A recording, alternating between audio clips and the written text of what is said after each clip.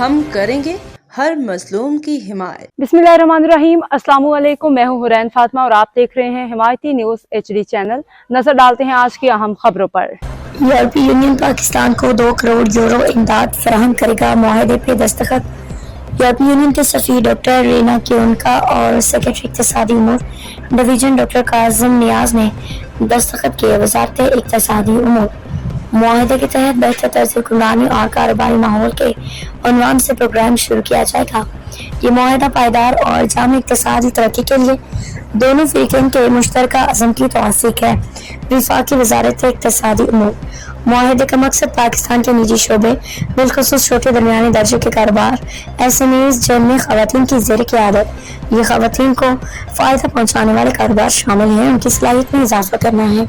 अब तक के लिए इतना ही। मज़ीद खबरों और अपडेट्स के लिए देखते रहें हिमायती न्यूज़ HD चैनल।